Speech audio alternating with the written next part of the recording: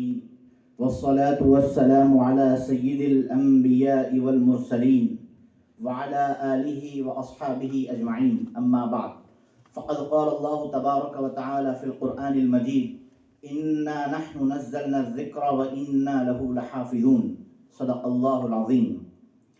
تقدس مآب مفکر اسلام حضرت شیخ الجامعہ جامع نظامیہ، قابل صد احترام جمیع شیوخ کرام، معزز اساتذہ کرام و عزیز ساتھیوں، السلام علیکم ورحمۃ اللہ وبرکاتہ۔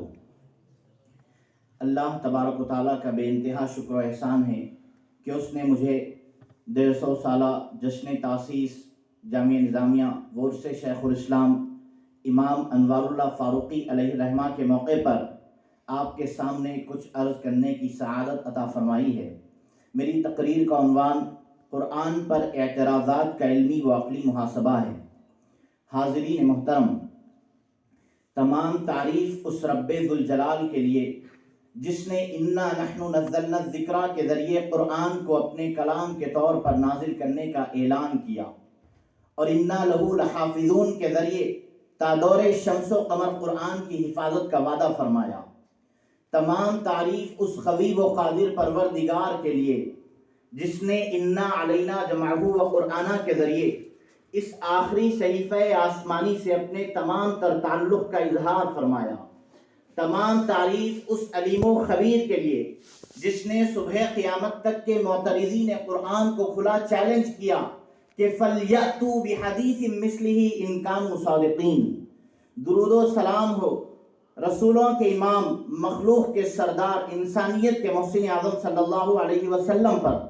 واللہ یعصمک من الناس کے ذریعے اللہ تعالیٰ نے جن کی ذات اقدس کو ملحدین، معترضین، مستشرقین اور تمام تر حاسدین سے بلند و بالا کر دیا۔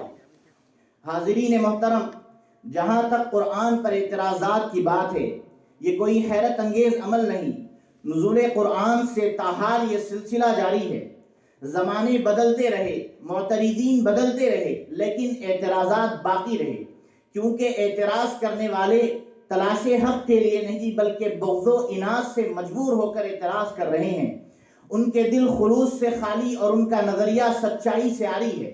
آج جبکہ انسانی دنیا پرنٹ میڈیا اور سوشل میڈیا کے دور میں زندگی گزار رہی ہے، پروپیگنڈوں کے ذریعے اپنے ایجنڈے چلائیں بلکہ تھوپے جا رہے ہیں۔ باطل دنیا کے سامنے اپنی بقا کے لیے صرف ایک راستہ ہے کہ وہ قرآن مجید کو ہدف تنقید بنائے اور مقدس کلام الہی کی رقعت کو کم کرنے کی تدبیریں کرے اور مکر کا جال بن کر اپنے ہم نواؤں کی تعداد میں اضافہ کرے۔ چنانچہ آج کے زمانے کے ابو جہل نئی شکلوں میں آ کر قرآن کے خلاف ہرزہ سرائی کر رہے ہیں۔ آئیے علمی و عقلی میزان میں ان کے اعتراضات کا جائزہ لے اور ان کے بودے نظریات کا پردہ چاک کرے۔ استاد محترم حضور مفکر اسلام شیخ الجامعہ جامع نظامیہ ان اعتراضات پر اظہار خیال فرماتے ہوئے اپنے مضمون میں ارشاد فرماتے ہیں کہ اسلام صدی دو صدی کا مذہب نہیں، 14 صدیاں گزر گئی، اس پر مسلسل اعتراضات کیے جاتے رہے، لیکن ہر معترض کے اعتراض کا مثبت جواب دے دیا گیا۔ اب علمی طور پر مقابلے کا یارہ نہ رہا تو وہ ہرزہ سرائی اور گستاخی پر اتر آئے ہیں۔ حاضرین محترم، قرآن کریم کی حقانیت کی ایک واضح دلیل اس کا اعجاز ہے، یعنی ایک ایسا کلام ہے جس کی نظیر پیش کرنا انسانی قدرت سے باہر ہے۔ اسی وجہ سے اس کو سرور کونین صلی اللہ علیہ وسلم کا سب سے بڑا معجزہ کہا جاتا ہے۔ برادران علمی، فصاحت و بلاغت اور کلام کی سحر انگیزی ایک ایسی صفت ہے جس کا تعلق ذوق سلیم سے ہے، اور ذوق بھی اہل زبان کا معتبر ہے۔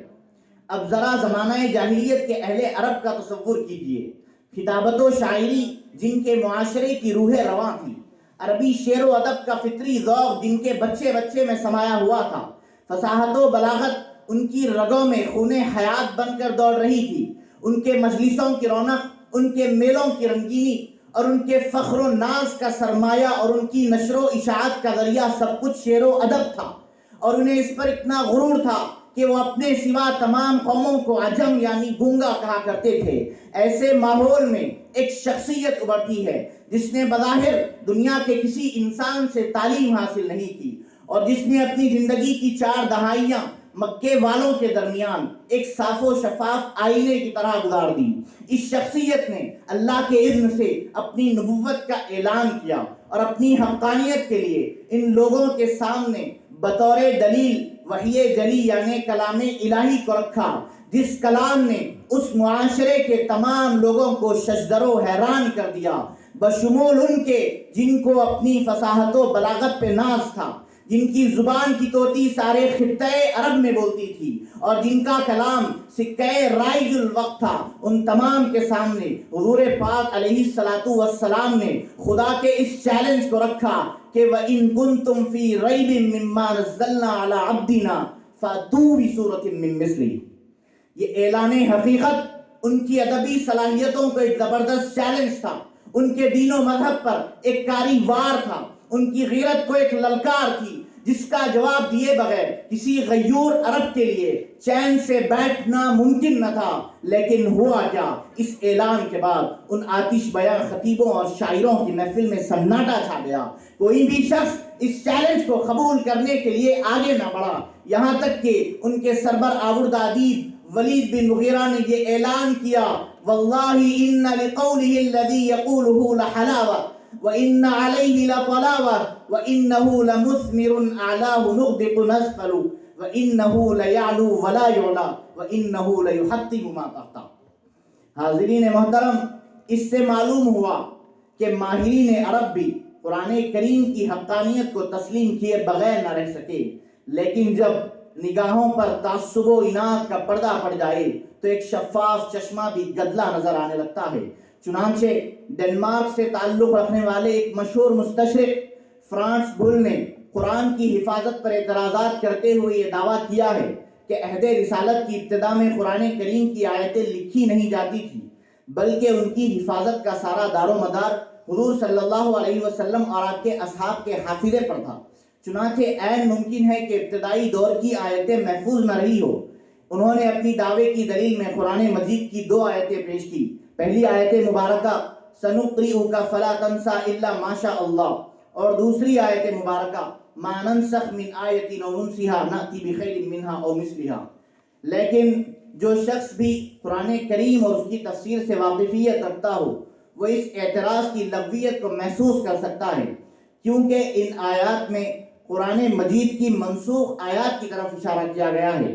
اب رہا ان آیتوں سے اس بات پر استدلال کہ ابتدائی دور میں قرآن کریم کی آیتیں لکھی نہیں جاتی تھی، سو علماء فرماتے ہیں کہ یہ ایک بے بنیاد اور باطل استدلال ہے، کیونکہ یہ بات روز روشن کی طرح آیا ہے کہ حضرت عمر رضی اللہ تعالیٰ عنہ کے اسلام لانے سے پہلے صحابہ اکرام رضی اللہ عنہم کے پاس قرآن مجید کی آیتیں لکھی ہوئی تھی۔ حاضرین محترم، اسی طرح کچھ معترضین نے اسلام کے تقدس کو پامال کرتے ہوئے آیات جہاد پر سوال کیا۔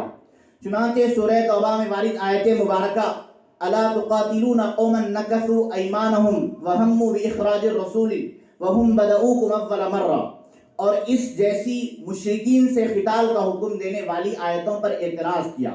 مفسرین کرام نے ان کا جواب دیتے ہوئے فرمایا کہ یہاں مشرکین سے مراد وہ لوگ ہیں جنہوں نے مسلمانوں کے ساتھ عہد شکنی کی، مسلمانوں کو وطن سے بے وطن کرنے پر کمر بستہ رہے اور ان پر حملہ کرنے میں پہل کی۔ اور مذکورہ آیت مبارکہ نے اس بات کو بھی واضح کر دیا کہ قرآن نے بطور جواب اور مدافعت کے مشرکین سے قتال کی بات کہی، کیونکہ پہل انہی کی طرف سے تھی۔ اب آپ بتائیے کہ ایسے لوگوں کے خلاف اگر مزاحمت کی دعوت نہ دی جائے تو کیا ان کے راستے میں پھولوں کی سیج بچھانے کو کہا جائے گا؟ حاضرین محترم، آج ہم دیکھتے ہیں کہ اسلام مخالف طاقتیں اسلامک ٹیررزم کا نعرہ دیتے ہوئے اسلام کے تقدس کو پامال کرنے کی کوشش کرتے ہیں اور آیات جہاد پر سوال کرتے ہیں۔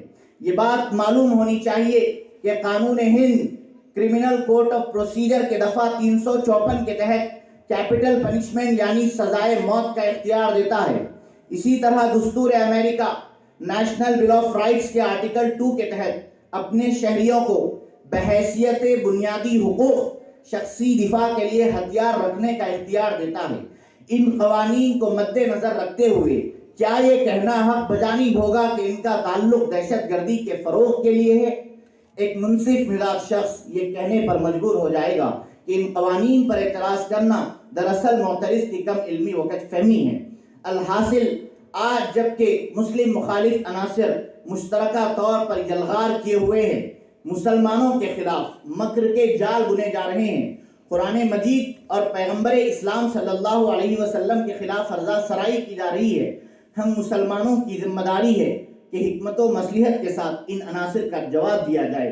ایک شعر کے ساتھ اپنی بات کو ختم کرنا چاہوں گا کہ نور خدا ہے کفر کی حرکت پہ خندہ زن، نور خدا ہے کفر کی حرکت پہ خندہ زن، پھوکوں سے یہ چراغ بجھایا نہ جائے گا۔ وما توفیق الا باللہ۔ السلام علیکم ورحمۃ اللہ وبرکاتہ۔